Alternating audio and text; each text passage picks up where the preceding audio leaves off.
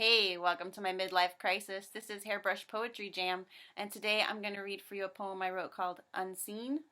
This poem has a couple of different things going on. It's about how sometimes we have to just keep getting through the day, even if we're not exactly sure where all this is going. And it's also sort of about what our subconscious is doing when we're not paying attention. So I hope you enjoy it. Here it is, Unseen. Somewhere there's a tapestry made from all that's happening. Every day I add a string that's woven through a silver ring. The color I can't really see, even though it came from me.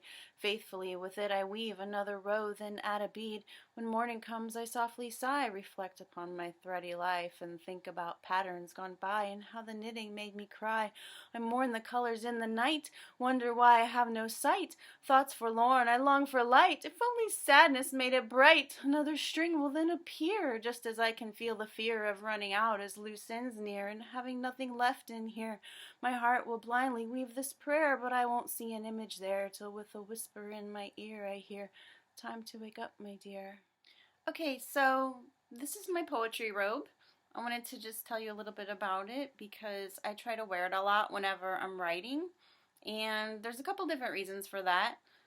One is that it's really soft and really lightweight, and I really like the way it feels. It feels sort of like I'm wearing a hug, and a lot of times when I'm writing poetry, I feel like I need to be wearing a hug. So the other reason is there is a theory about creativity where it's sort of conditioning your brain. And if you do a certain thing right before you do your creative work and you do that on a regular basis, then that thing becomes a cue and for your brain to go into creative mode. So like with my husband, it's the sound of the keys on his keyboard. So he sits down to start typing and then it kind of turns on his creativity. So I'm doing that with my poetry robe too. So I put it on and then I feel that sort of tactile sensation, and it's sort of training my brain to click into its creativity a little faster. So that's what I do, and it works for my husband too. You find your own thing, find something that is part of your routine, and it can really help you out if you're consistent with it. Okay, so it's time for highlights from the daily report. These are put together from social media posts I do throughout the week.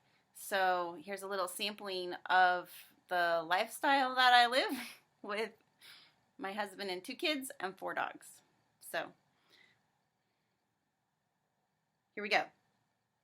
I have controversial opinions about trigger warnings.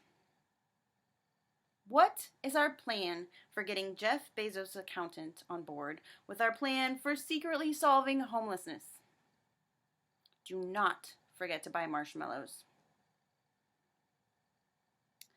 Our son thinks a hangover sounds like the closest we can get to having the enhanced senses of a dog. You found the pickle! Your food nemesis is eating the tater tots. And writing when drunk is ridiculous, but life-affirming.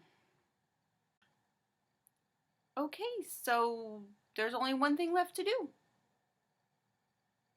I think like a scholar and spin like a baller, so hit the subscribe if you care what I holler, the bell and the like, and you'll show me some love. My jam is a poem, I don't ask for much because who needs a microphone? I have a hairbrush.